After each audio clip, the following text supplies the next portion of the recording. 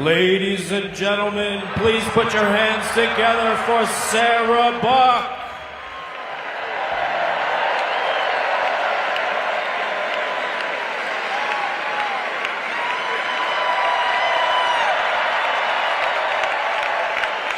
Hello, Utah! I'm Sarah Buck. I'm with Salt Lake Indivisible, and we are so happy to see all of you. We're also thrilled to be welcoming Bernie Sanders and Alexandria Ocasio-Cortez to Salt Lake City, Utah.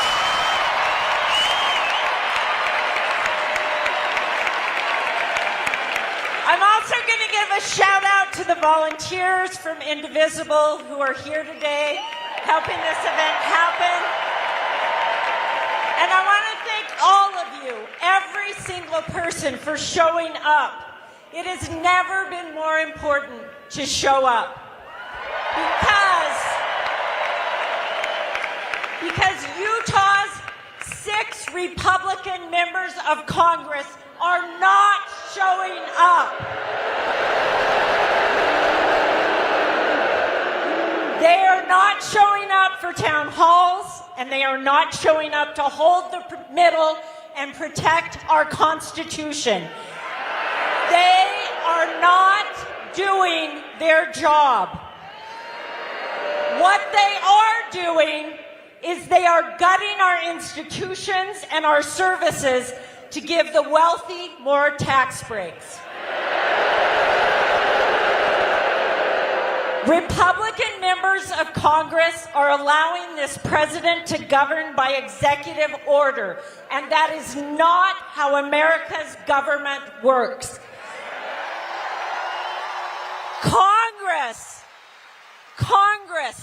was designed to be a check on the president's power, and they are not doing that. But in their absence, we, the people, have to hold the middle. We, the people, have to step up and step into this moment. At Salt Lake Indivisible, we have a mantra. It is action over anxiety. Say it with me. Say it with me. Action over anxiety.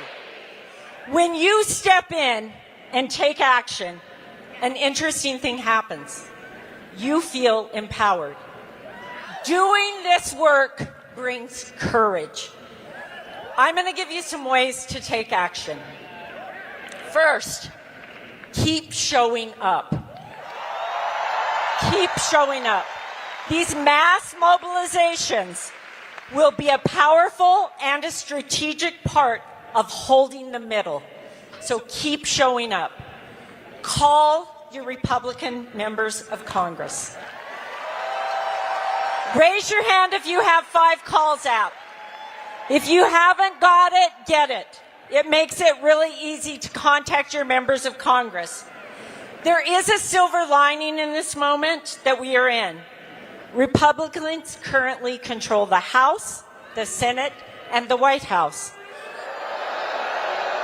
But wait, all of this is on them. The price of eggs, the price of gas, the tariffs, the unemployment, the chaos. Don't overthink this and say, but presidents don't really control the price of gas. When Biden was president, they claimed that we controlled the weather. Let's point that narrative back at the Republicans. The mess they're creating is theirs. Make them own it.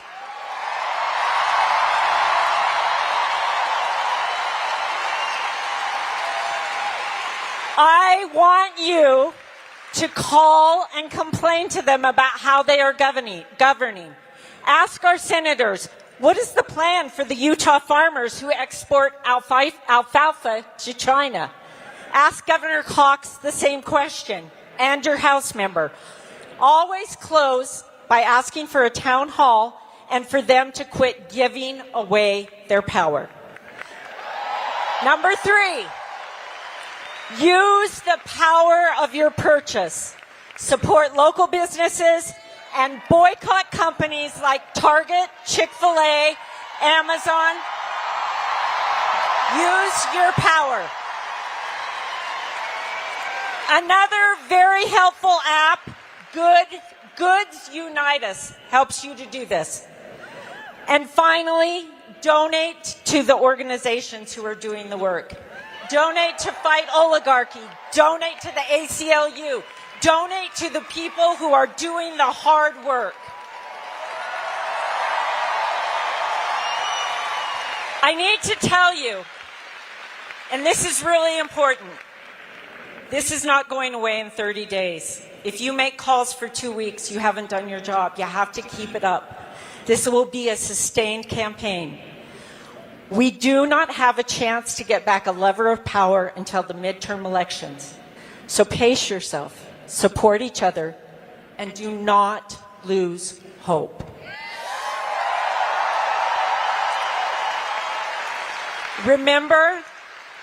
Please remember that hope is contagious, and your actions inspire others. Do not allow this moment to break your heart,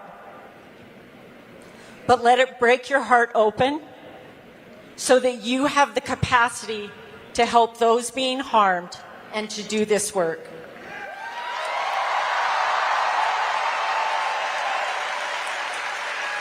Thank you again for showing up, and I am so honored to introduce our next speaker. Michael Alosi is a RIFT federal employee, and of course, he worked in energy and sustainability. Let's give Michael a warm welcome.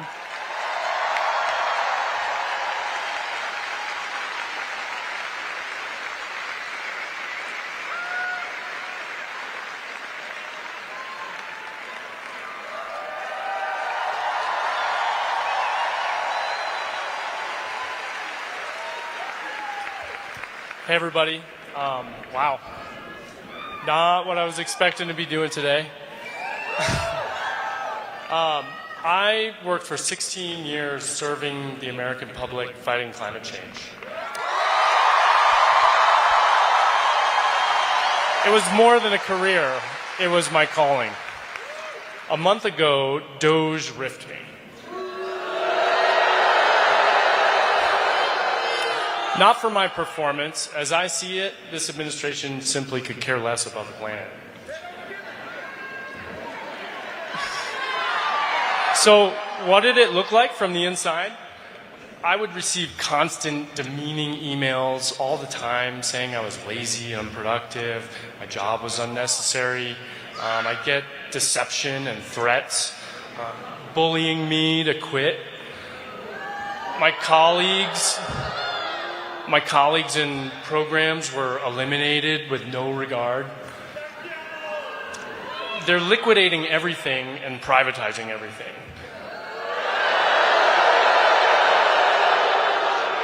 At least now I'm free from the mental abuse. This hit my family hard. My ex-wife was also riffed. Her job, helping people access health care. Ironically, now we're scrambling to find health care for our 3 kids. Look, I'm not complaining about losing my job. I'm smart, I'm resourceful, I'll be fine.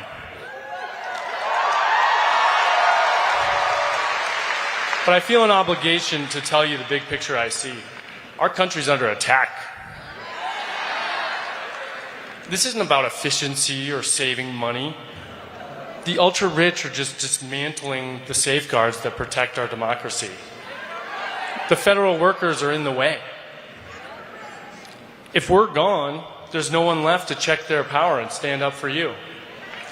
Who will ensure corporations are honest? Food and water are safe. Our elections are fair. They don't care about you. They only know greed. You're just a number to exploit. Go read about Project 2025 and techno-libertarianism. Then you'll know what they're up to. But it's scary stuff. Try not to freak out. I'm so confused. I know so many amazing, caring people who somehow still support this.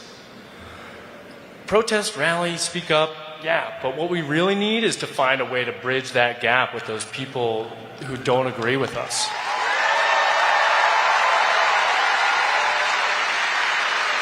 And hey, I'm frustrated about this. I struggle with this topic, but we have to figure out a way.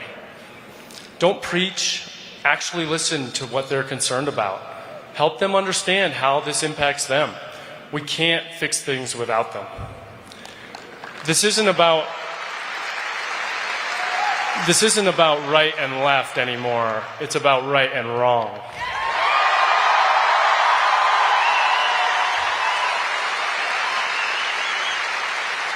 Don't let these wannabe tyrants scare you. That's what they want. When you're scared, you can't think. We're Americans. We're tenacious. We don't back down to people who mess with us or try and take our rights.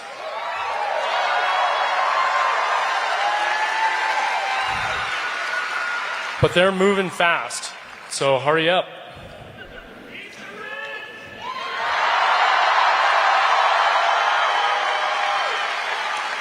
All right, next up is actually my neighbor, my friend, and my pharmacist, Benjamin Jolly.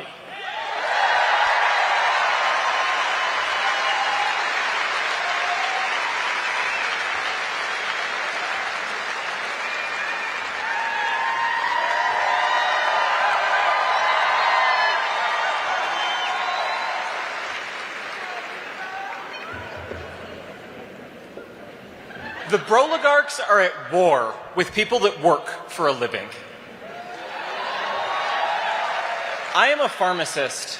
I'd like to tell you about how that war plays out in my world. So, I work at Jolly's Compounding Pharmacy, a pharmacy my grandpa started 70 years ago.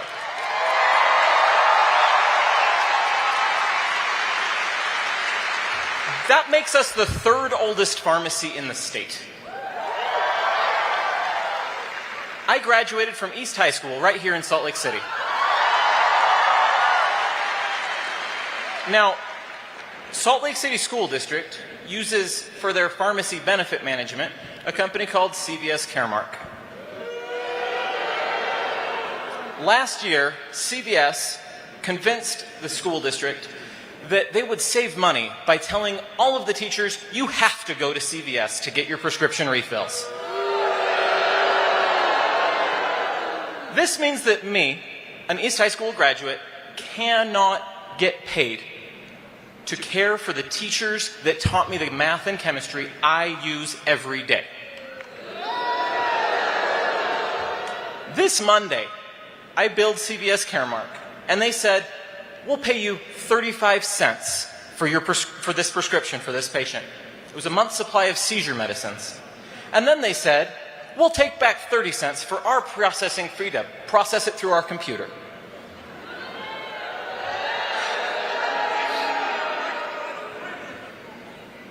After my staff filled the prescription, and I checked the prescription to make sure it was safe and appropriate for the patient, my coworker delivered the medicine to that patient's home.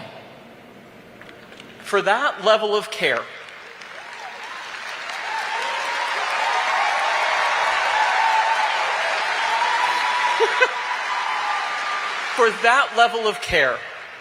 CVS paid me a whole nickel.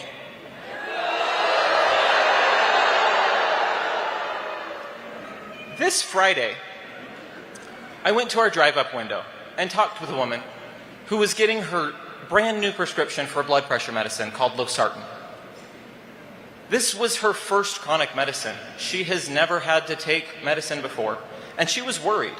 So I took the time to talk with her and talk about the importance of this medicine. She recently found out that her blood pressure was measured at 195 over 120. That's crazy high.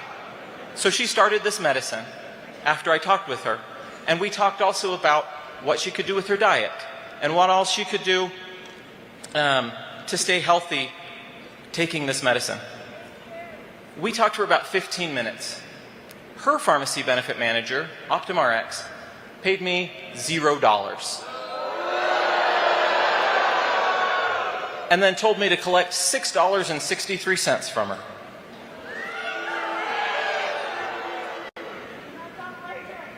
Last year, the Mississippi Board of Pharmacy audited her PBM, OptumRx, which is the division of United Healthcare, and found, yes,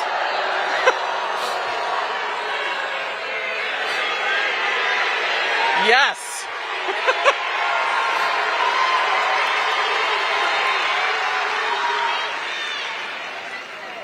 When Mississippi audited them, they found that they pay their own pharmacies 27 times as much as mom and pops like Jolly's. As a result of this corrupt, self-dealing behavior by Fortune 10 companies, just since January of last year, 3,178 pharmacies have closed nationwide. Hundreds of thousands of Americans now have to drive more than 30 miles to the nearest pharmacy or hope that mail order will come on time and undamaged. You may have noticed here in Salt Lake that you go into an IHC clinic and there's no longer a pharmacy there, just an empty shell where there used to be one.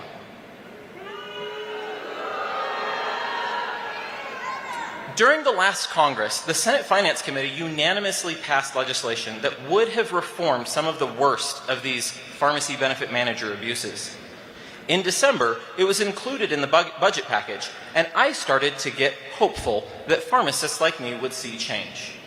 And then, Elon Musk started tweeting that the bill was too long.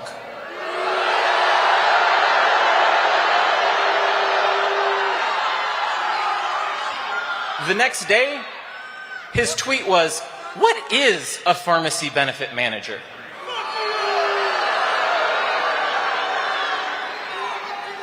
You should be able to go to the doctor of your choice, not just the clinic that your insurance company owns.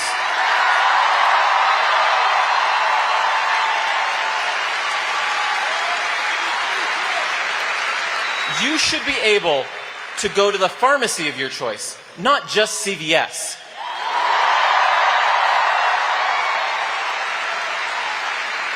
It should be illegal for CVS to be in charge of paying pharmacies when they are the biggest pharmacy. It should be illegal for United Healthcare to tell you which doctor to go to and be in charge of paying doctors when they employ 100,000 physicians today.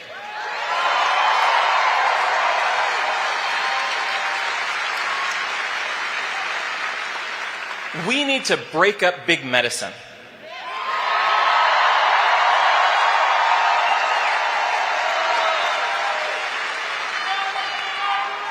If you agree with me, go to breakupbigmedicine.com and join my fight.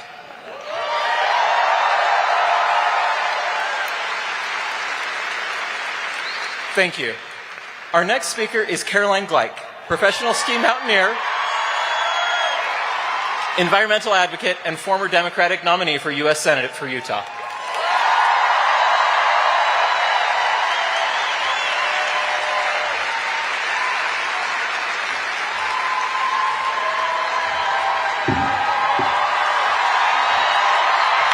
Hello, Salt Lake City!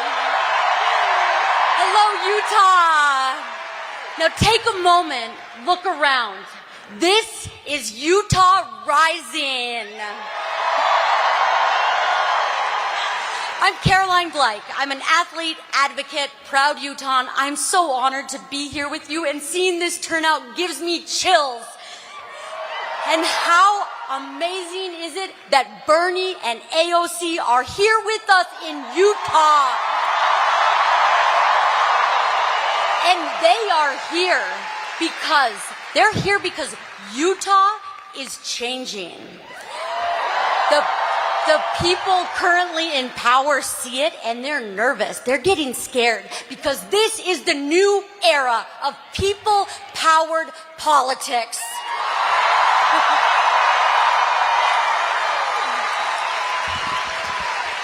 So last year, I did something that really scared me. I ran for United States Senate. And it was honestly one of the scariest things that I've ever done, which says a lot because I've climbed the highest mountains in the world and I've skied the steepest mountains here in the Wasatch. But I ran because I saw our state and country going backwards. I saw our Utah leaders deciding to ban books and pride flags. Well, doing that while letting hate symbols go unchecked. I saw them silencing voters through rigged maps. I saw them blocking workers from organizing, selling our public lands, and policing. They're policing what bathrooms we go to while we breathe toxic air. Our Utah leaders, our government is literally in the toilet. And that is not democracy. That is authoritarianism in disguise. And growing up, I grew up in a frugal household. I wore my brother's hand-me-downs. I learned how to sew clothes. I juggled multiple jobs. And like so many of you, I've known what it's like to fear that an injury or illness or deciding to become a parent could cost you your job. And that's not freedom. That's not freedom. That is not the American dream that we were promised, because the real American dream is simple. If you work hard, you should be able to breathe clean air. You should be able to see a doctor. You should be able to afford to buy a home. And you should be able to retire with dignity. That is the promise we are fighting for.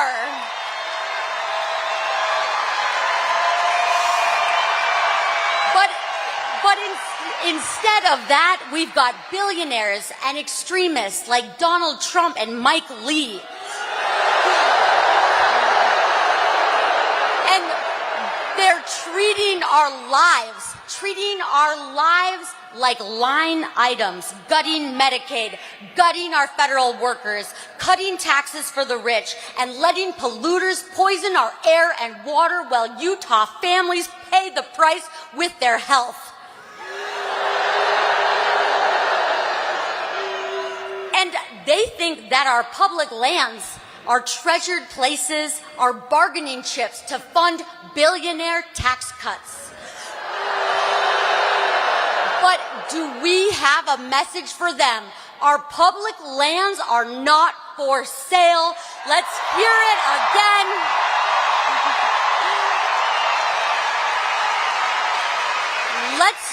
Let's hear this again, and this time let's do it together. Our public lands are not for sale. Yes. And our democracy, they want to auction that off too. And in 2024, just 100 wealthy families spent $2.6 billion buying our elections. But we've got a message for them about that too. Our democracy is not for sale. One more time. Our democracy is not for sale. Yes. Now, this movement is not about left versus right or red versus blue. This is people versus power, communities versus the corporations, the many versus the greedy few.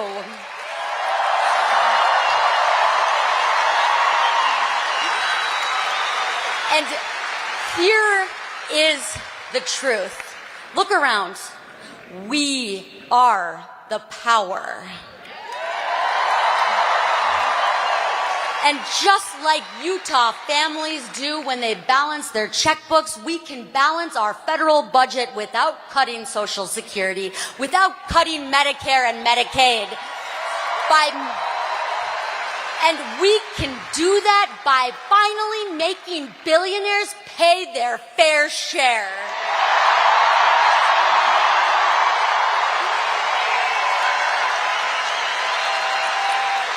We can get big money out of politics and send a message loud and clear. If you sell us out, we will vote you out. But now is our moment to run for office. Whatever experience and background you have, you are qualified. It is needed in politics and government today. You all have the qualifications to run for office.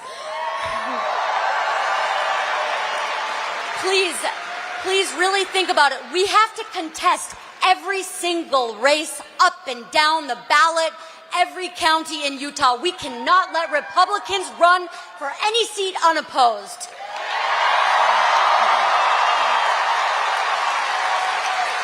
We can donate, volunteer, and please get involved with local politics and nonprofits. And tonight I have a huge ask for you.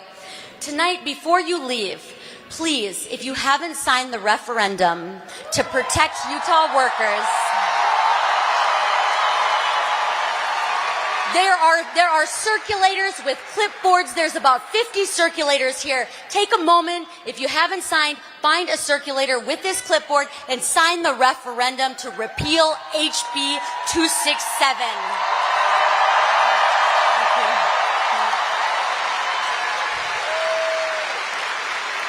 And together, we can reclaim the American dream, and not the billionaire version, the people's version, a future worthy of our dreams, our children, and our planet. And you all give me hope. Look at this turnout. This is incredible. You give me fire. And we're just getting started, because Utah is about to become the battleground state of the future.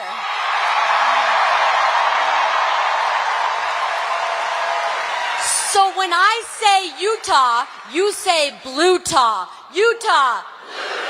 Utah. One more. Utah. So many underestimate us and underestimate our states. But as a 5'2" woman, I know what it's like to be underestimated.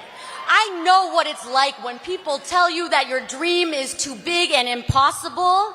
But when they say change in Utah is impossible, we say, watch us.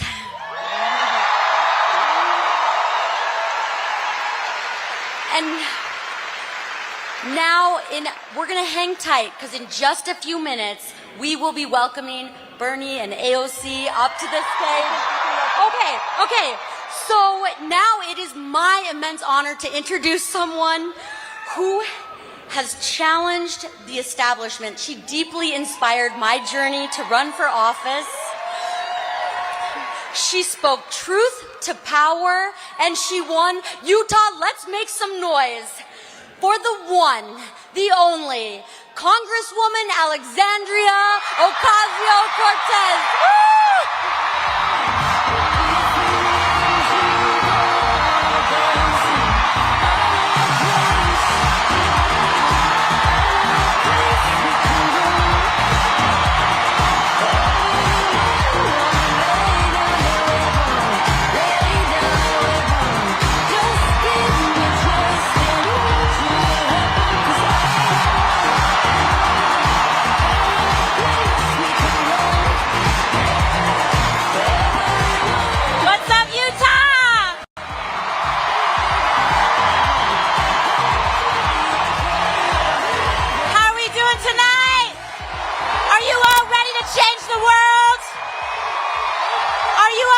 Change this country?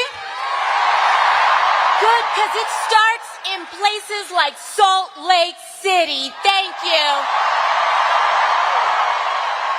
It is incredible, incredible to be here tonight with you all. You know, I love you too. We're actually seeing that our numbers tonight looks like we've got 20,000 people here tonight. We've got 5,000 people outside who just want to be part of this moment.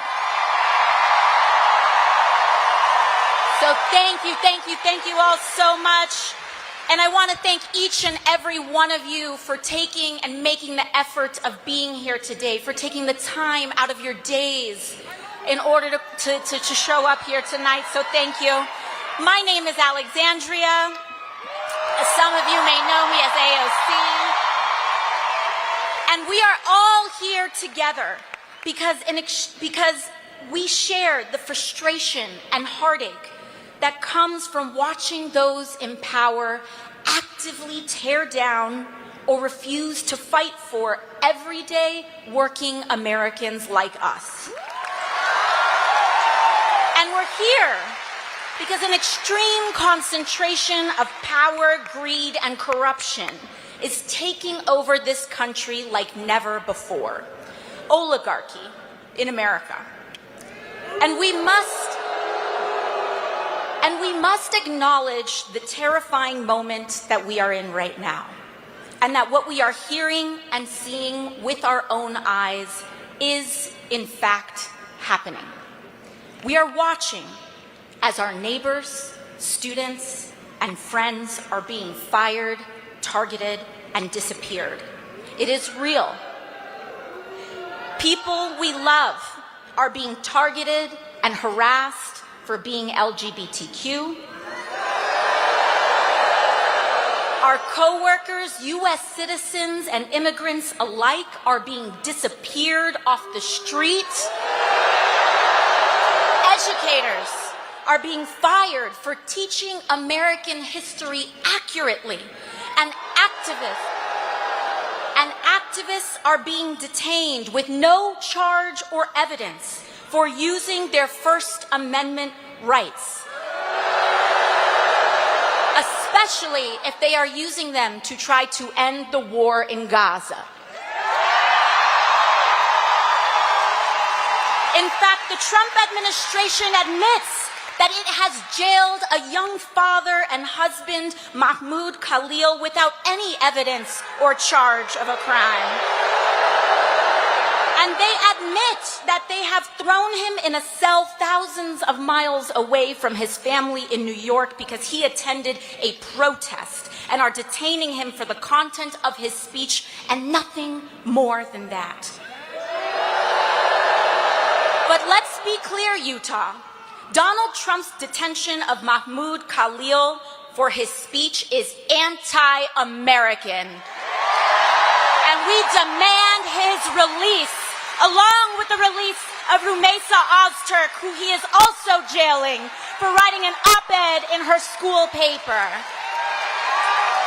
And we demand this, Utah, because we do have power in this moment. All of us do, you do, and everyday people do.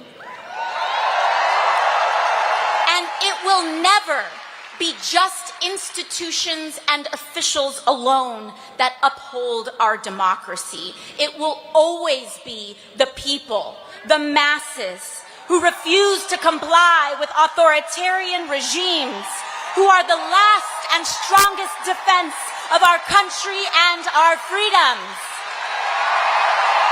Because we know that a better world is possible, and we are willing to do something about it. But to get there, we must be honest about how we got to where we are right now. Because this moment didn't come out of nowhere. It has been a long time coming.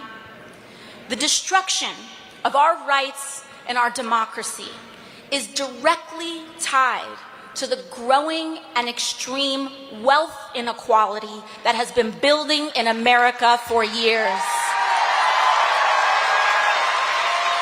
It is not a coincidence that billionaires like Elon Musk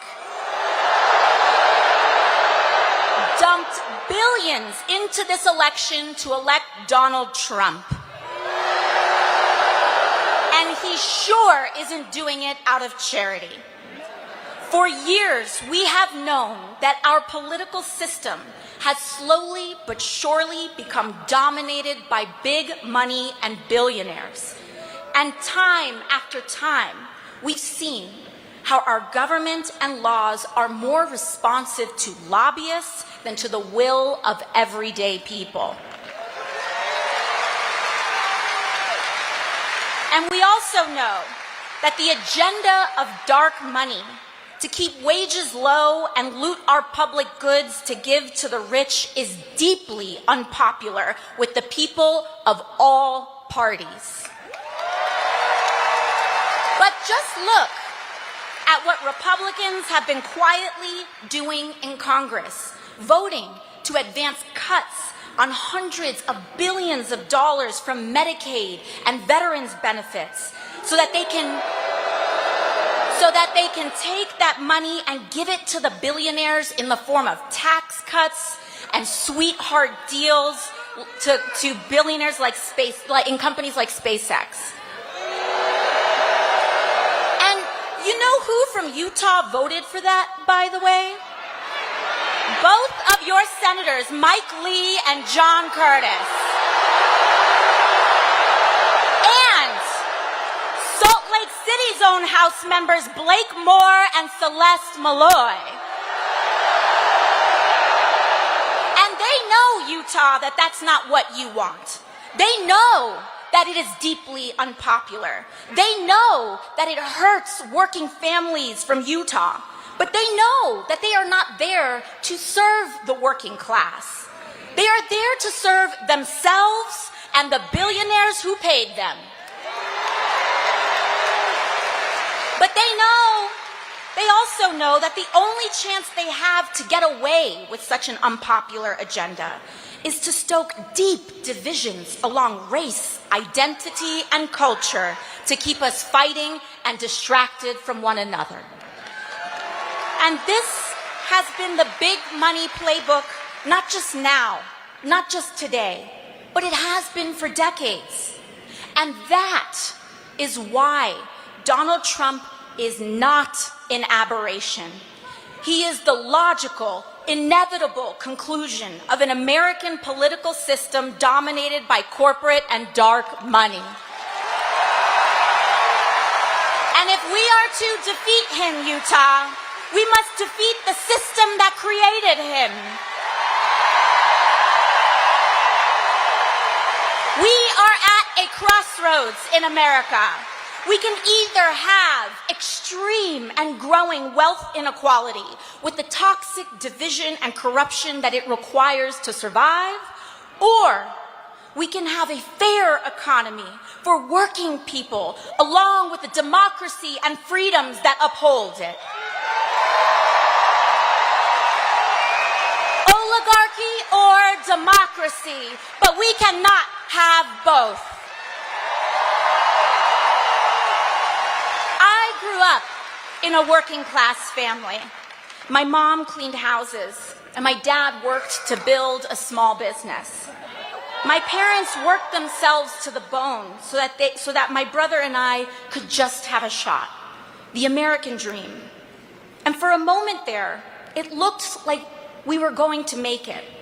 We had a home, bills were getting a little less stressful to pay, and I was doing well in school.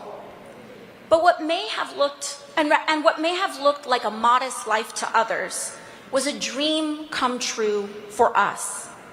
But suddenly, when I was a teenager, my dad was diagnosed with a rare form of cancer. And after a long fight, we lost him. And he actually passed away in September of 2008, just as the economy crashed in the Great Recession and millions of jobs across this country vanished. It felt like the world of our family fell apart as the larger world was falling apart too. And overnight, My mom was left to figure out how to provide for 2 kids by herself, put them through school, keep our house, pay off my dad's medical bills, all on a house cleaner salary. And that's how I became a waitress, because it was millions of innocent working families who paid the price while the billionaires and thieves who defrauded our financial system got off richer than ever before. And not a single one of them went to jail. And you know what, Utah? That is the story that Republicans mock. Not mine, but all of ours, when they say that a waitress or working person is unqualified to serve in Congress. But the fact is, many of us are far more qualified to know what real life is actually like than any of them ever will. And I tell this story not because it is special, but because of how common and normal it is. While the details may differ, so many of us know what it feels like for life to be one bad day, one bad piece of news, one major setback, from everything feeling like it's going to fall apart. And we don't have to live like this anymore, Utah. We can make a new world, a better country, where we can fight for the dignity of all people. And it looks like living wages, Utah. It looks like stable housing, Utah. It looks like guaranteed health care, Salt Lake City. And it looks like respect for all of our differences, no matter who we are or where we come from. Oligarchy or democracy. And we are here today because we choose democracy. We choose freedom. And that means that we choose to out-organize the oligarchy. We will do away, and we must do away with the power of big money. And that is why, even as a waitress, with a long shot campaign, I decided that day that I would never take money from lobbyists or corporations, and I never will.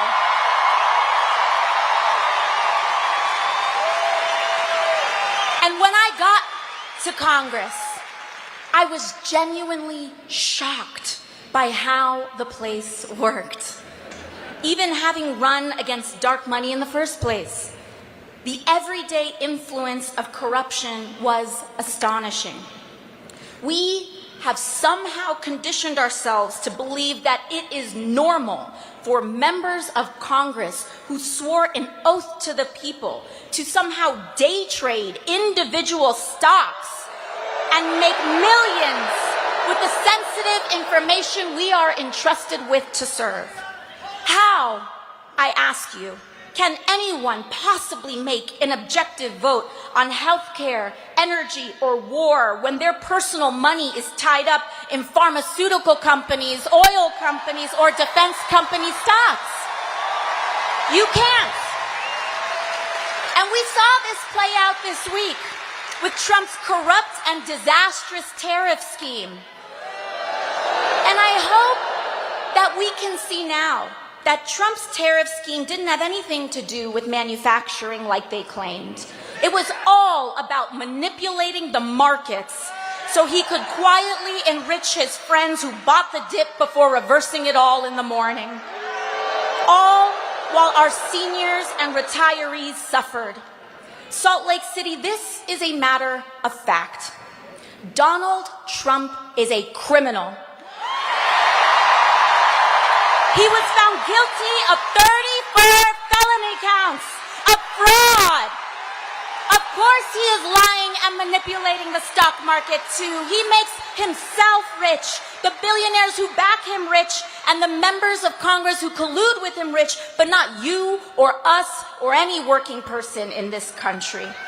And to be clear, I don't care what party you are, Democrat or Republican. It doesn't matter how powerful or what position you have. Members of Congress holding and trading individual stock is wrong. It is corrosive, it is destructive, and it must be banned. And you can run the tape, because I have always held this position, whether it was Democrats or Republicans in charge. And I'll give you another example of something that's shocking when I got to Congress. Just this year, I was named to the Energy and Commerce Committee. This is one of the most powerful committees in all of Congress. And for years, lobbyists fought to keep me off it, in no small part because I believe in Medicare for all. And because lobbyists don't like what they don't control. And an interesting thing happened the day that it was announced that I was put on that committee. Our phones and the phones in my office rang off the hook.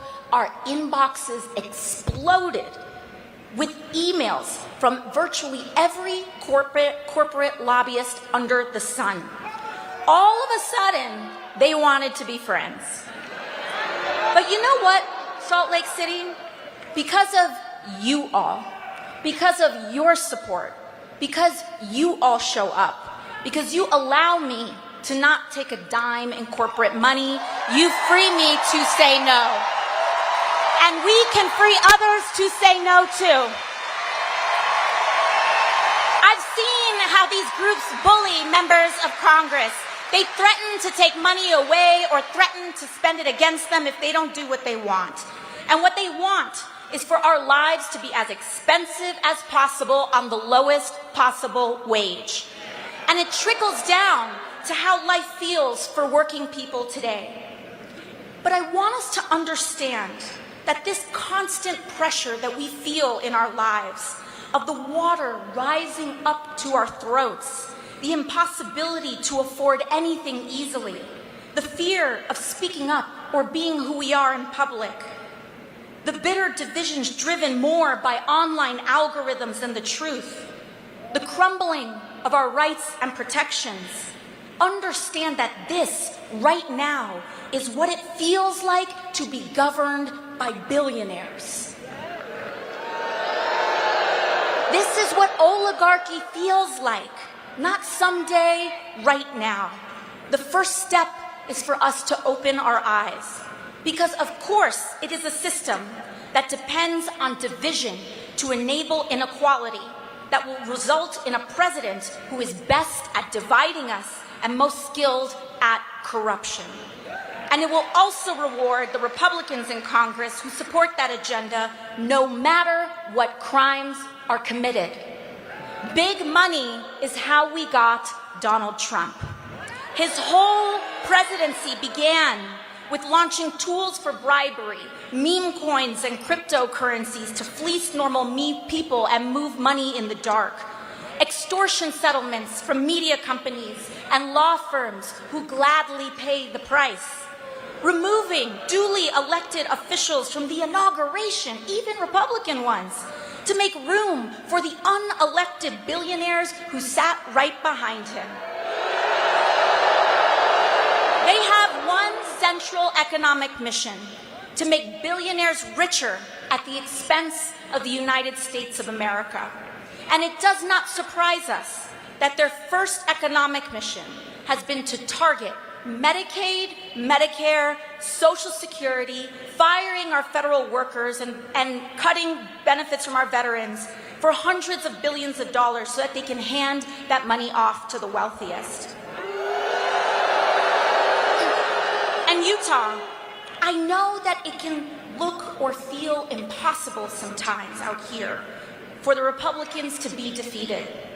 But that is not true. It is simply not true. From the waitress who is now speaking to you today, I can tell you impossible is nothing. Miracles start with the faith of mustard seeds.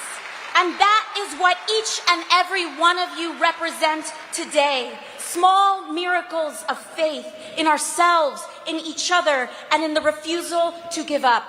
Because we are here for the long haul, Utah.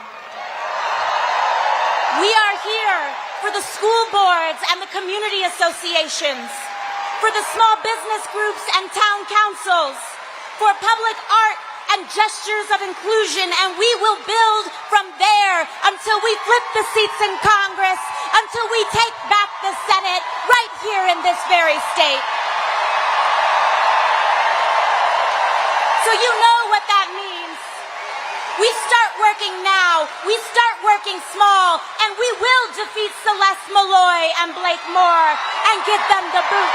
And we will replace them with a brawling Democrat who fights for the working class. They are out there. Maybe you're right here in this stadium today.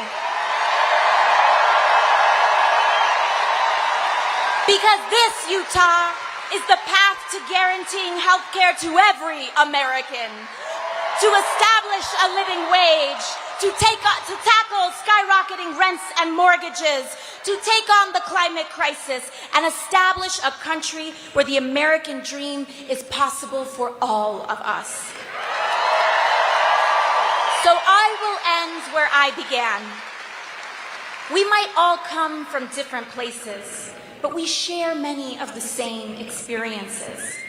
So to all of those who came here today unsure of whether or not this is where you belong, I want to say that you do.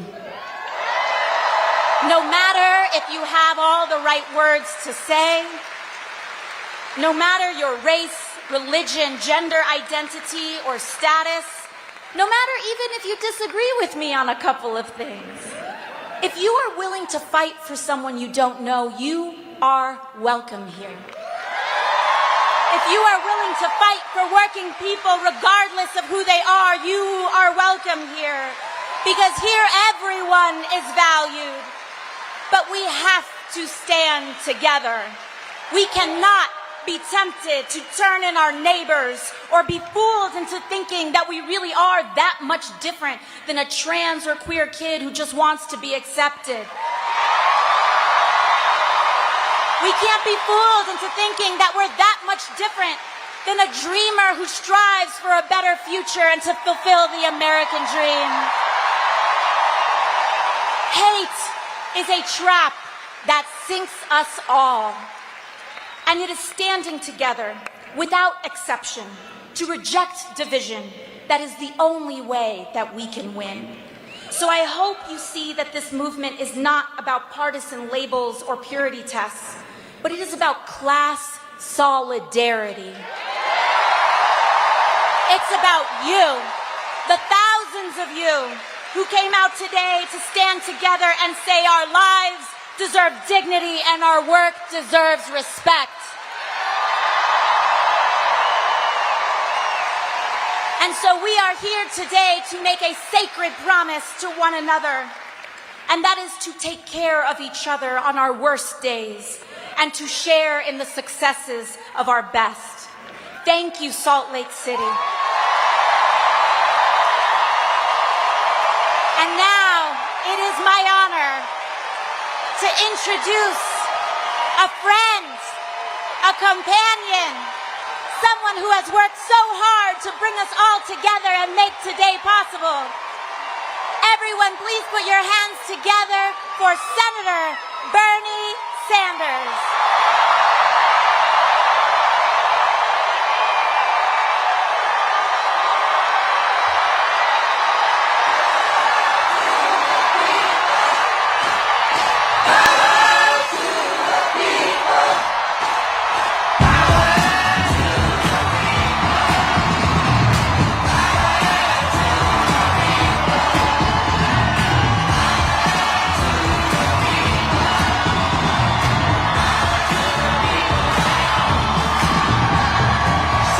Thank you, Utah!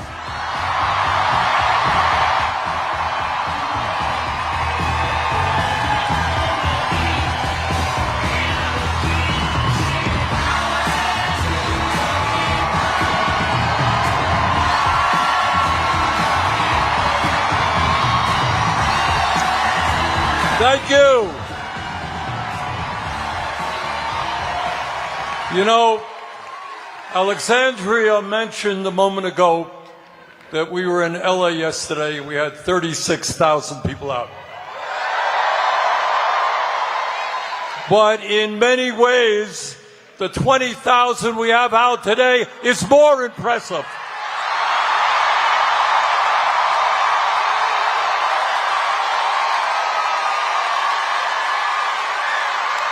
And we're here in so-called conservative Utah, and tomorrow we're going to be in Idaho. Because we believe that in every state of this country, people are prepared to stand up and fight back. Now, I want to say a word about my daughter. No. I want to say a word about Alexandria and why what she's doing is so important. And here's the story. 6 years ago,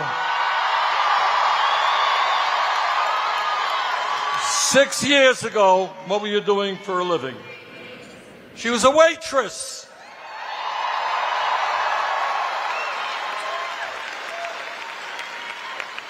But she looked around her and she saw a society that was fundamentally unjust and in many ways ugly to the people in the community in which she lived in New York City. She stood up and took on one of the most powerful people in the House of Representatives.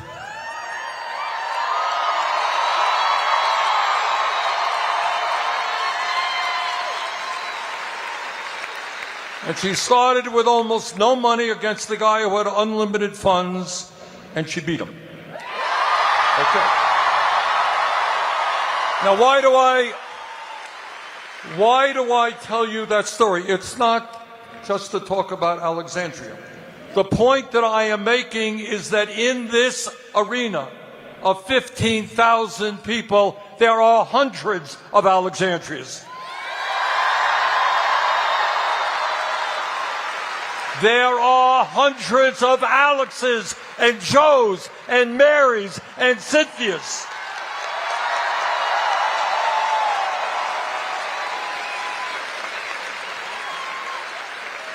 And all across this country, we are going to need people to go outside of their comfort zone.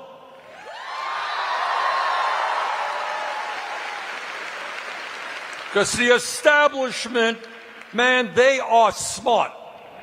They are so smart.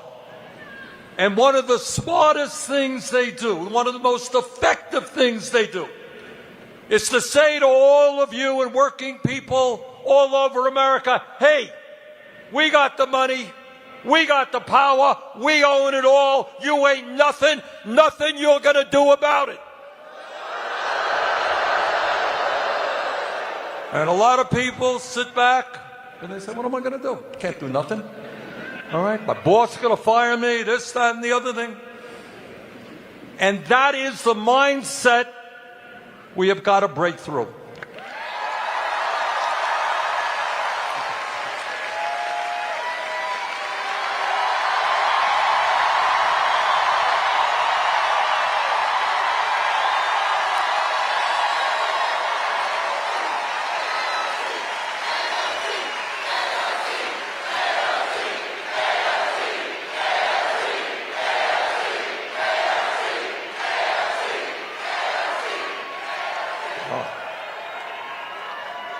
But it's not AOC and it's not Bernie. It is you.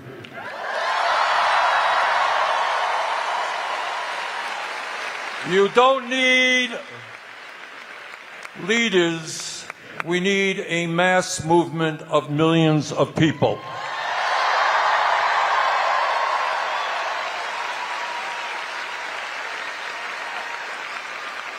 Now, the reason that Alexandria and I have been running around the country is because, as all of you know, and she so eloquently stated, We are living in the most dangerous moments in the modern history of this country. And I really, especially for the young people, I wish I could not have to tell you that, but it is just simply true.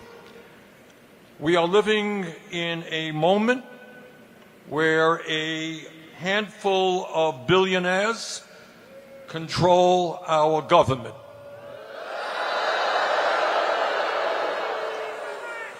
For many years I have been talking about oligarchy in America, and people say, well, Bernie is just giving a speech. But anybody, I have to thank, Trump for educating the American people about what oligarchy is.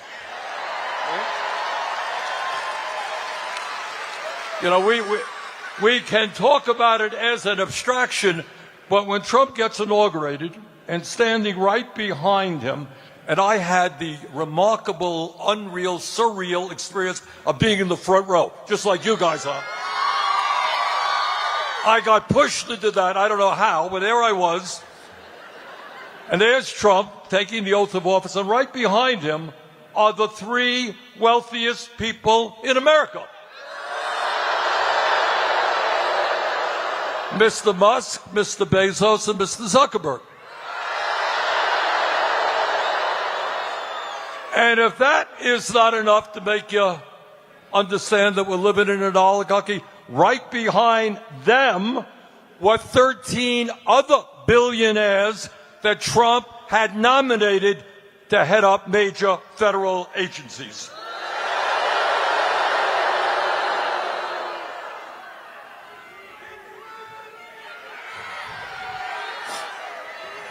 And then it's not only that we are living in a oligarchy and have a government of billionaires. I mean, that's bad. I was thinking recently, I wish that I had been a better student in the 6th grade of American history. But I remember, and many of you will remember, Abraham Lincoln in 1863 in Gettysburg. Remember what he said? That's what he said. He was looking out on the field, the battlefield. He had come there just a few days after the terrible battle where 20,000 Union soldiers fighting to end slavery, had either died or been wounded. 20,000 soldiers. And he looked out on that field. And this is what he said. He said that we here highly resolve that these dead shall not have died in vain.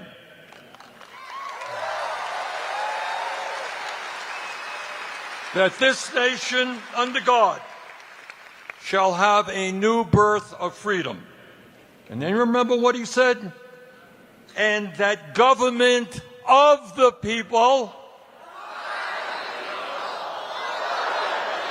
shall not perish from the earth.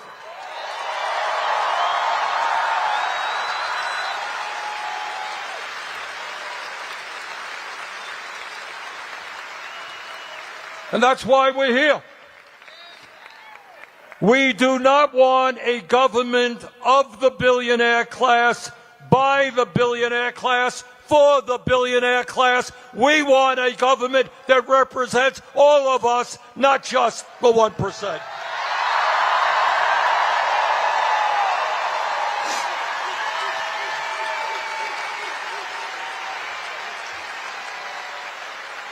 We don't want the richest guy on earth running all over Washington, D.C., throwing tens of thousands of dedicated federal workers out on the street, slashing the Social Security Administration so that elderly, disabled people are going to find it really hard to get the information they need to access Social Security. We don't want Mr. Musk and his friends proposing to lay off 83,000 employees at the Veterans Administration.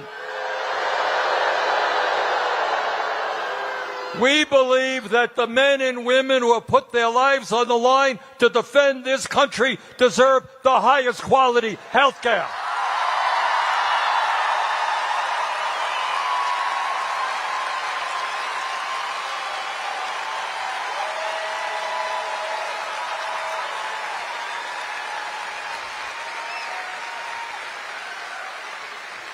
We don't want Mr. Musk and his friends running around slashing USAID. You know, some of the proudest things I think we feel is when we know our government has done things to help the poorest people on earth, children who would die of preventable diseases. That's what makes us a great country.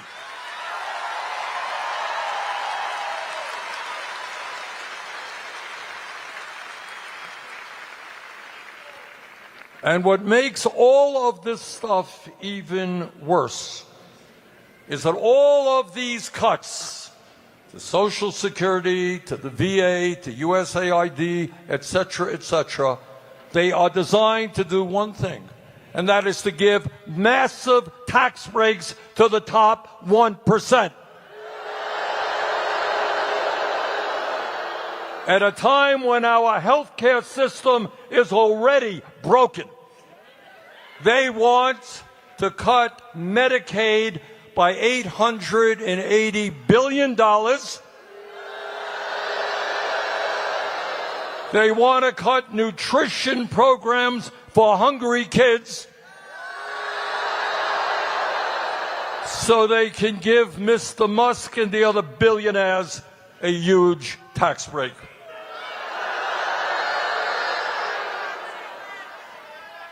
The power of the billionaire class exists not only in the economy. Today we have an economy with more concentration of ownership than we have ever had in the history of this country. You know what that means? It means that in sector after sector of our economy, a handful of large corporations control what's produced and how much you pay for those products.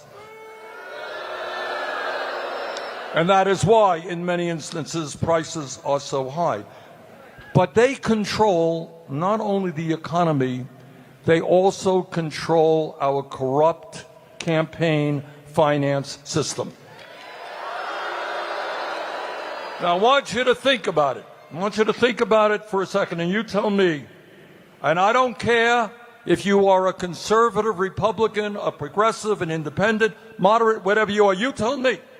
Do you think it is appropriate in this, the longest standing democracy on earth, that one man, Mr. Musk, could donate $270 million to elect Trump as president, and then get rewarded by getting the most important and powerful position in government?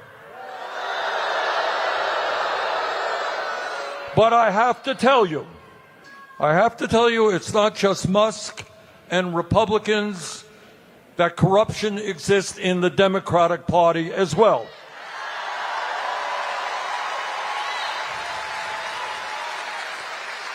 Billionaires in the Democratic side make huge contributions. And there is a reason why for too many years and for too many candidates, Democrats have not had the guts to take on powerful special interests.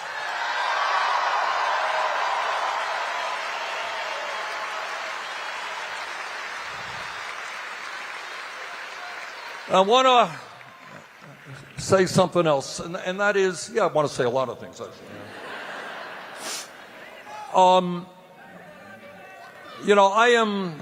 I am not somebody who is, I am proud to be Jewish, but I'm not into organized religion very much. But, I do believe in moral values. Believe in that a lot. And I do believe, Christ's Sermon on the Mount, what did he say? He said, do unto others as you would have them do unto you. And it turns out that principle, do unto others as you would have them do unto you, exists in virtually every religion on earth. It exists in Judaism, it exists in Islam, it exists in every religion. Treat people in the way that you would want them to treat you. Be decent to other people. Be kind to other people so they will be kind to you.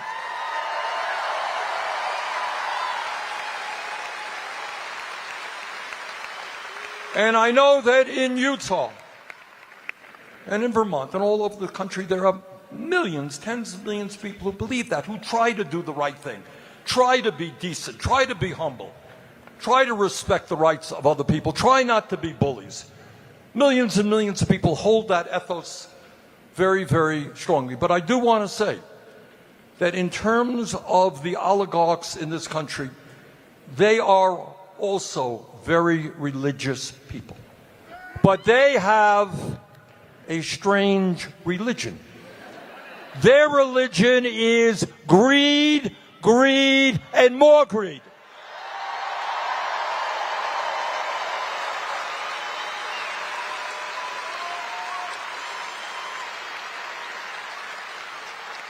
All over this country, we have a very serious problem in Vermont and all over this country about addiction, right? People addicted to drugs, people are drinking too much, all types of addiction.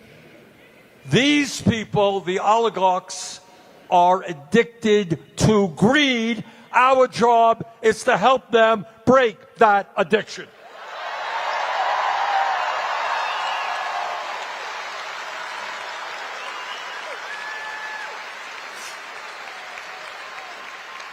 We cannot continue to live in a country where billionaires will step on people, take food away from hungry children in order to give tax breaks to people who don't need it.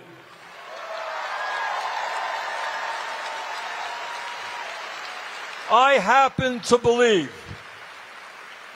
that we are more human, we live more fulfilled lives when we try to help other people, not step on other people.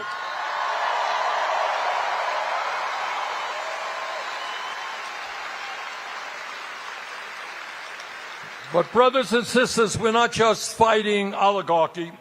We're fighting a president who undermines our Constitution every day, who threatens our freedom of speech and assembly, and whose agents are rounding up innocent people off the streets, throwing them into unmarked vans,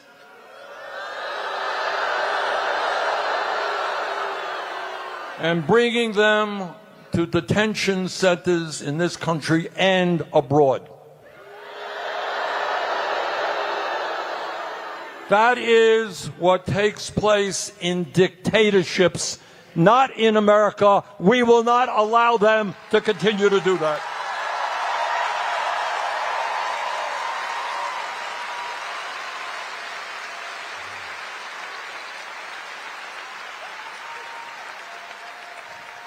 The founding, I find myself trying to remember my history lessons.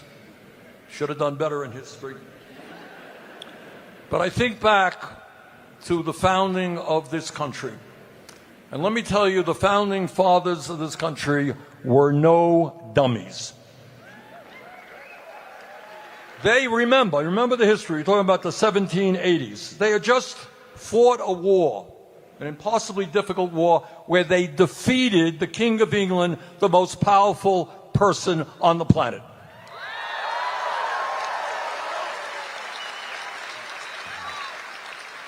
Let's hear it for George Washington.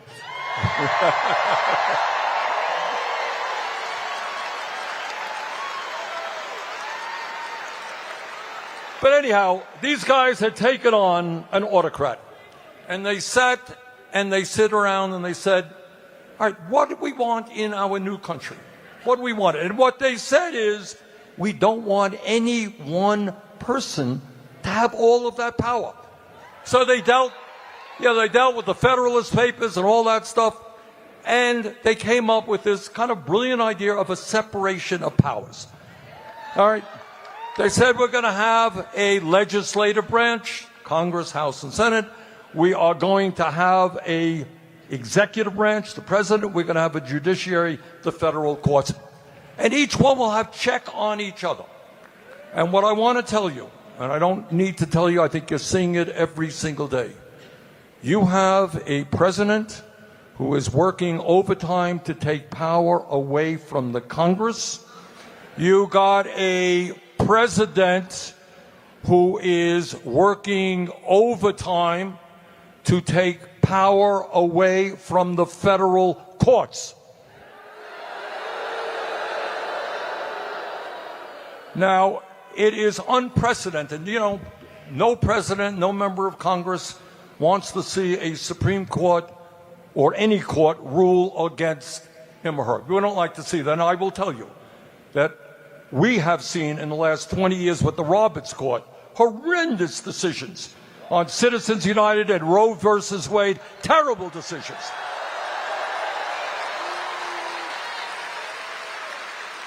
But we understand that we live in a rule of law.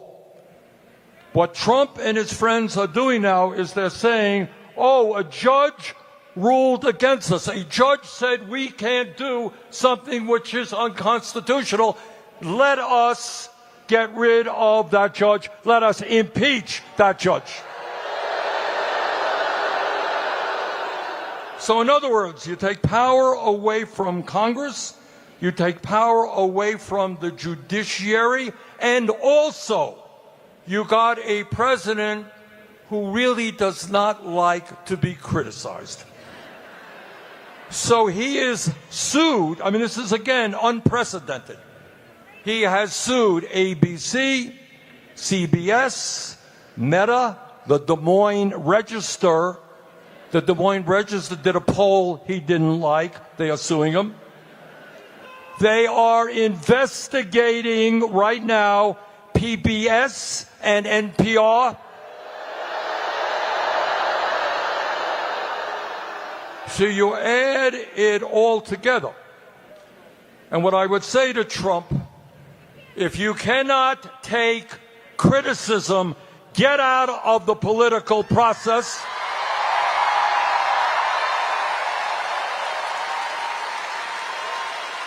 This is a democracy, and criticism is an essential part of that democracy.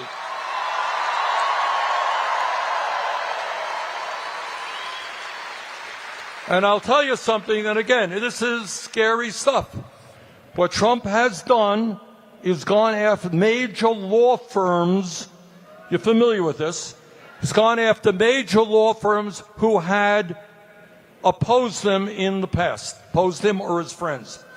And what is really disgraceful is that a number of these law firms whose job it is to defend the rule of law, they have caved in to Trump in order to get their millions and millions of dollars in government contracts. And he is going after universities. The function of a higher university, an education in general, is the pursuit of truth, wherever that takes us.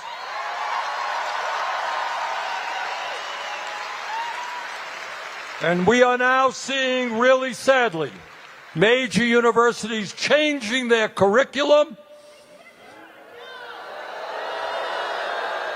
in order to appease Trump and hang on to their federal grants.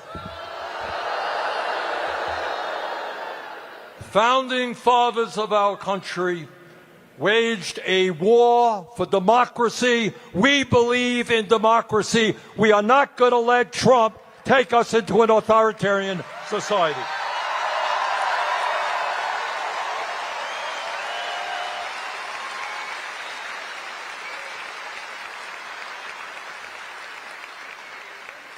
But it is not just domestic policy that we should be concerned about.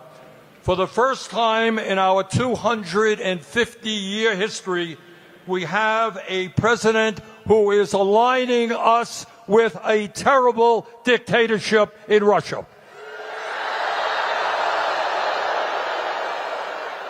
No, Mr. President, Ukraine did not start that war. Putin and Russia did.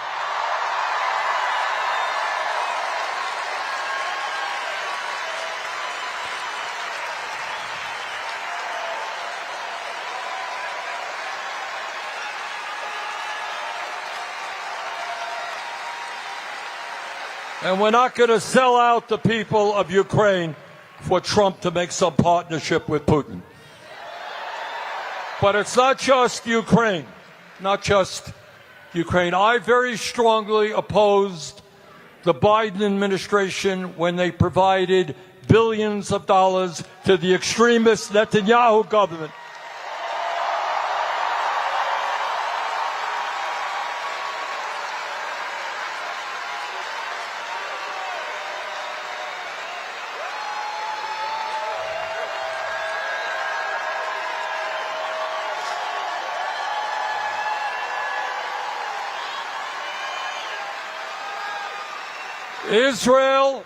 Israel, like any country, has a right to defend itself against terrorism. But it does not have the right to wage an all-out war against the Palestinian people in Gaza.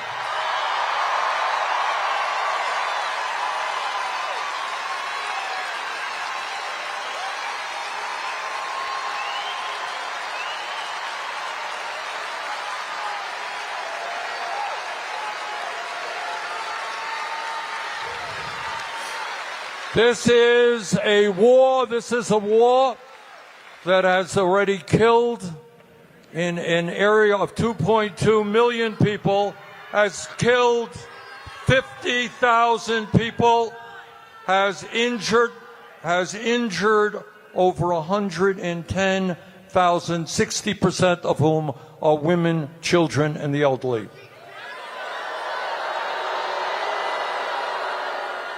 And to make a bad situation even uglier, Trump has now decided that he wants the United States to get rid of all of the people in Gaza so he can build a Riviera for his billionaire friends.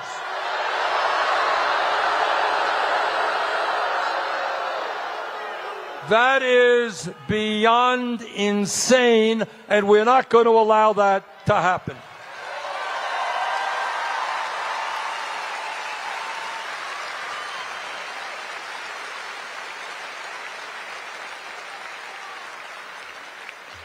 Let's take a moment to do something that is not often done in the media, in the corporate media, or in the halls of Congress. And that is to tell the truth about what goes on in America today.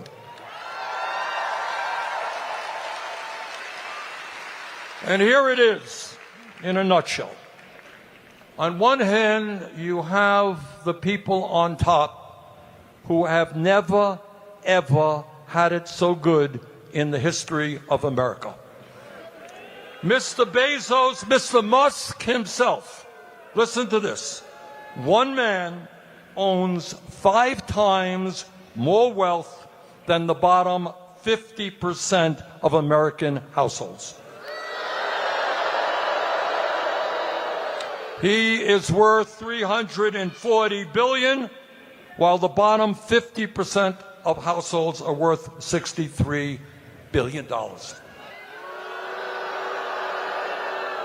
The top 1% in America now owns more wealth than the bottom 90%. And CEOs of major corporations now earn 300 times what their workers make.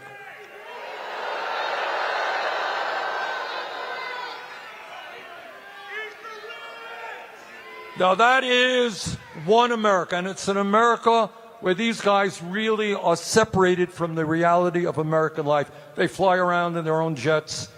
They own their own islands. They send their kids to exclusive schools. They have nannies. They live in their very separate world. That's one world. And then there is another world. And in that other world, in the richest country in the history of the world, 60% of our people live paycheck to paycheck. Does everybody here know what living paycheck to paycheck is about? Are some of you living paycheck to paycheck?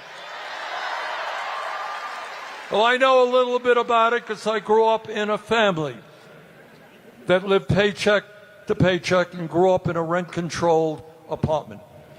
And let me tell you what living paycheck to paycheck is about. It is wondering what happens when your landlord raises your rent. It is wondering what happens when your kid gets sick and you can't take her to a doctor. It is wondering what happens to you when you can't afford the outrageous cost of prescription drugs. It is wondering what happens to you if your car breaks down. Think about this. If your car breaks down and the mechanic says it's $1,000 to fix the car, you don't have $1,000. What do you do if you don't have that $1,000? You can lose your job. You lose your job, your whole life is shattered. That's living paycheck to paycheck. And you know what the reality of all of that is? And I want you to hear this. As a nation, despite spending so much on health care, we live about 4 years shorter lives than the people in other countries. But here's something that is very rarely discussed. If you are working class in America, you will live a 7-year shorter life on average than the rich. Why is that? Primarily stress. It's trying to figure out every single day, 365 days a year, how you're going to survive, how you're going to pay the bills, how you're going to take care of the basic necessities of life. And you do that day after day, week after week, year after year. It takes years from your life.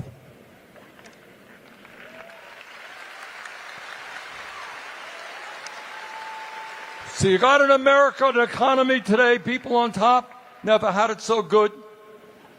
Working class people, 60% of whom live in paycheck to paycheck.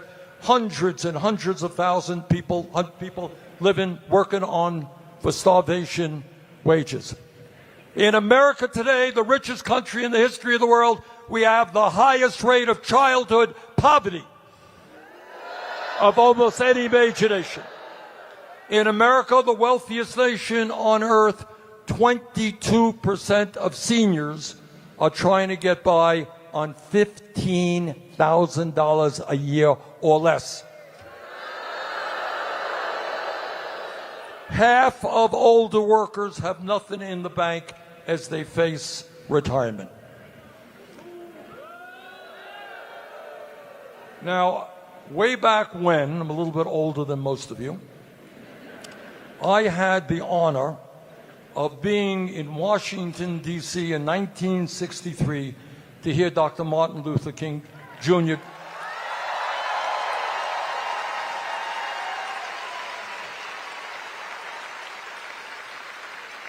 And I was there, not up here, but way, way, way in the back, huge crowd, hearing him speak about racism in America and the need to end racism. And the good news is that over the last number of years, we have made progress. Not enough, but we have made significant progress in ending racism in America. Not so many years ago, there were 2 women in the United States Senate.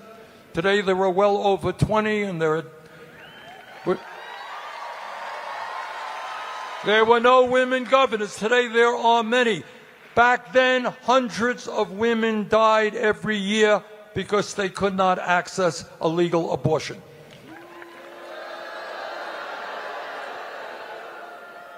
We have made some progress, but that struggle still continues. Women have the right to control their own bodies, not the government.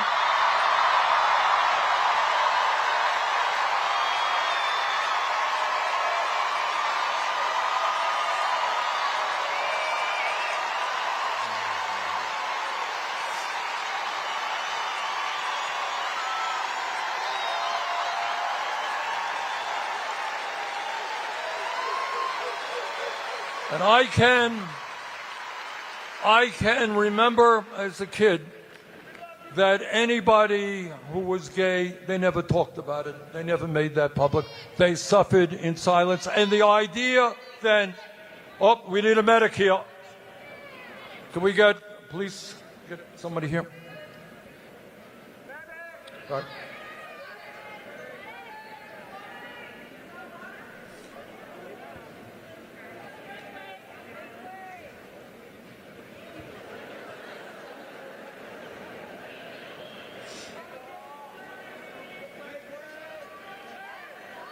Okay.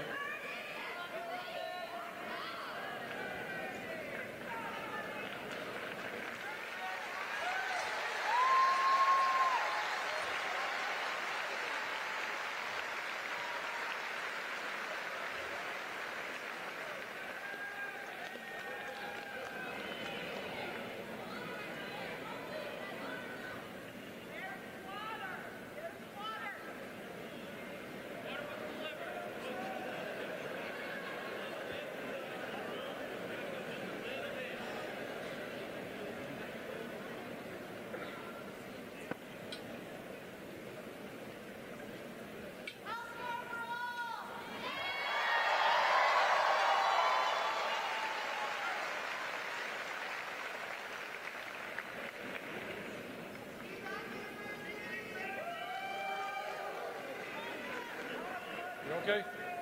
All right. I think she is. She okay? Okay, good. Thank you all.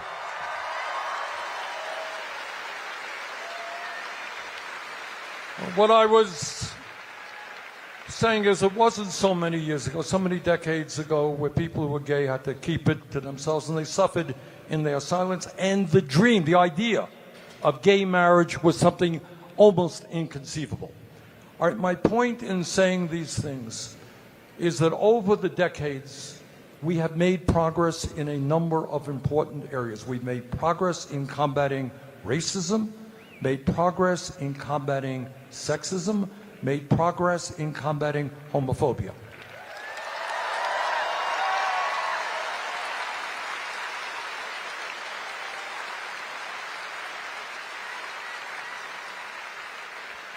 But there is one area where not only have we not made progress, but we have lost ground.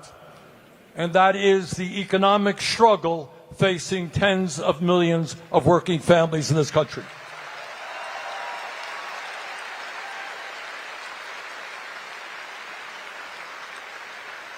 Back in 1944, in a State of the Union address, President Franklin Delano Roosevelt, one of our very greatest presidents,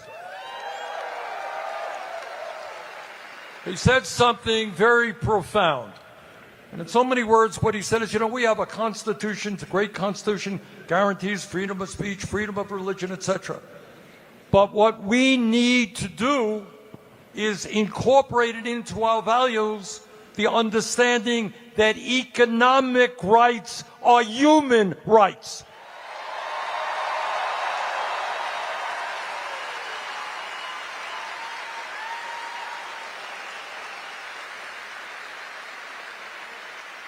We are the richest country on earth, and new technologies are going to make us even richer. There is no excuse for children in America going hungry.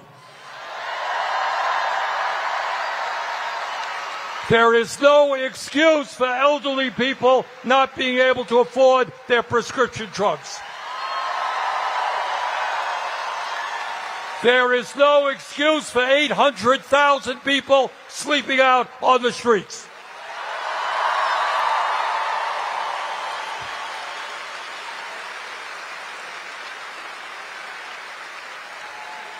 Now, what the establishment does, and that is the media and all of the corporate world, they want to tell you that you're not entitled to anything. That life is a struggle, that it's dog eat dog, and if you were born poor or working class, tough luck. Well, I have a different vision for America. And that is, we have got to end this corrupt campaign finance system, overturn Citizens United.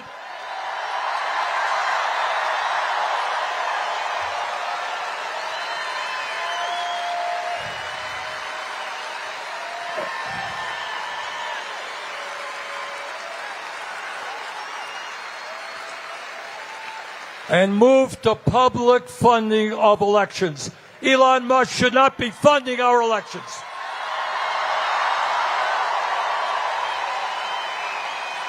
We have got to deal with the grotesque level of income and wealth inequality. We're not going to give tax breaks to billionaires. We're going to demand they start paying their fair share of taxes.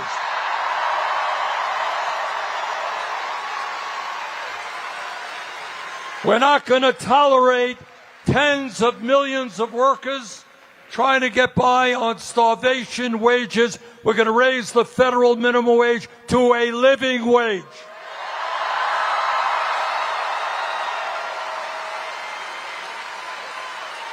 All over this country, workers want to join unions.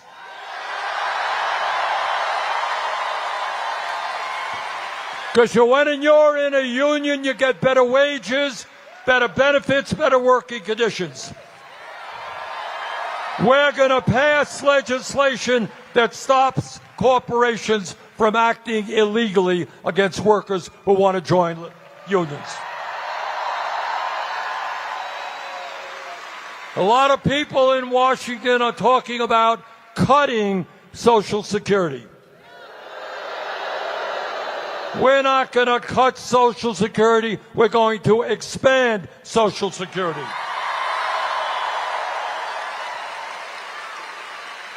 Now, some of the young people here may not know it, but not so many years ago, if you had a job, you would often have what's called a defined pension benefit. In other words, you worked and part of the benefits were that when you retired, you know you got a check every month for a certain amount. We got to bring back defined pension benefits.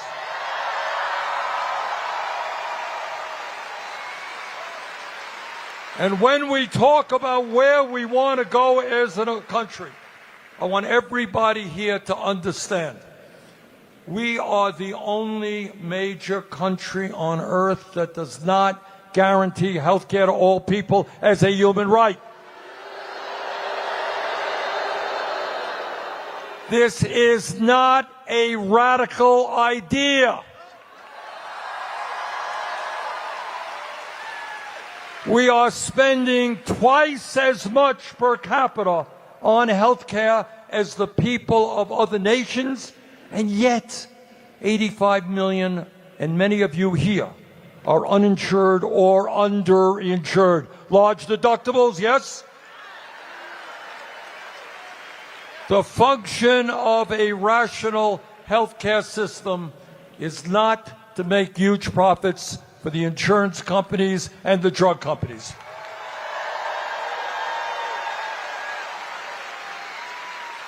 We need a Medicare for all single-payer program.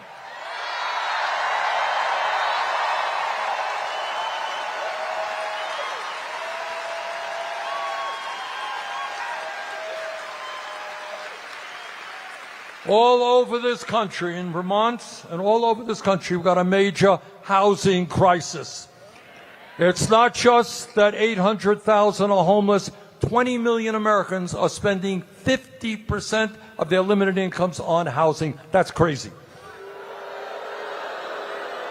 Instead of spending $1 trillion a year on the military, let's build 5 million units of low-income and affordable housing.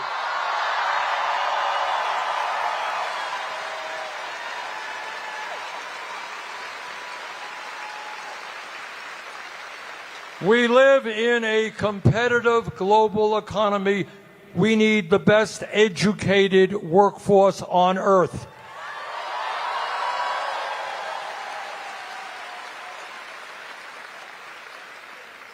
It is beyond absurd that young people who want to get a higher education or go to trade school have to go deeply in debt in order to do that. Anybody here dealing with student debt? Okay. Just think about it. We desperately need more doctors, more nurses, more psychologists, more dentists, more construction workers, more plumbers, more electricians. We desperately need them. People should not have to go into debt to do the work that America desperately needs.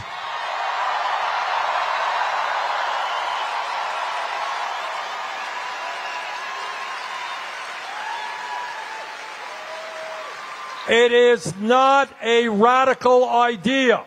It is not. 100 years ago, working class people said, you know what, we want our kids not to be working in factories or in the fields. We demand public education. And we got that. But that stops at the 12th grade. The world has changed. We got to make public colleges and universities tuition free.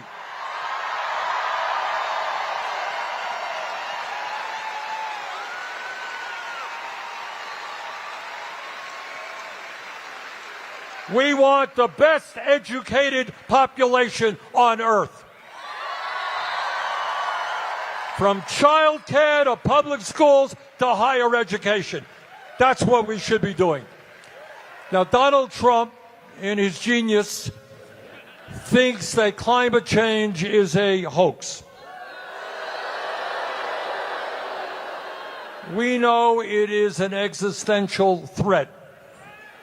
And we know we can create millions of good-paying jobs, transforming our energy system away from fossil fuel to energy efficiency and sustainable energy.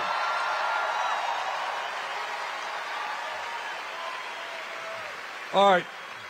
My point in going through all of those, and there's a lot more we could discuss, but my point in going through those things is to tell you that economic rights, the right of all of our people, our men, women, and children, our older people, our sick people, to live in security and dignity is not a radical idea.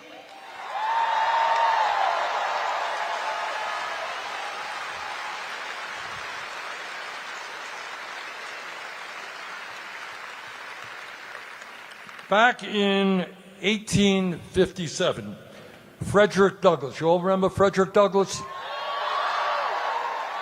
was a great abolitionist, and in 1857, they were in the middle, obviously, of this great struggle to end slavery.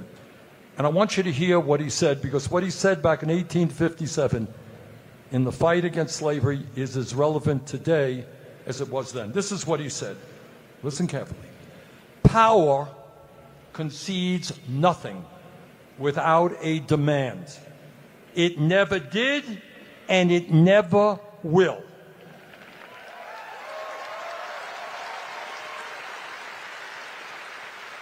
Find out just what any people will quietly submit to, and you have found out the exact measure of injustice and wrong which will be imposed upon them.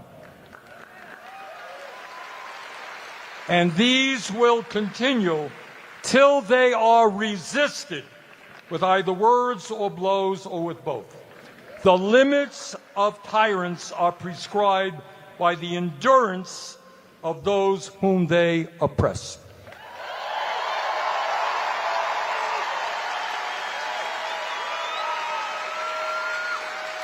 pretty relevant today, isn't it? In other words, all that Douglas is saying, they ain't going to give you nothing. They want it all. And unless we stand up together and tell them, sorry, this country belongs to all of us, not just the billionaire class. Unless we bring our people together, we will never achieve the goals that we want.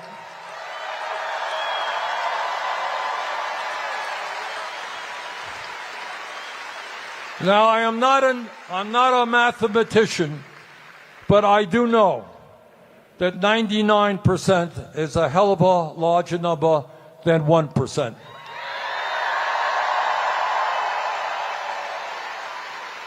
So if we stand together and not let them divide us up by the color of our skin or where we were born or our sexual orientation, if we stand together, we can defeat Trumpism, we can defeat authoritarianism, we can defeat oligarchy, we can create a new nation.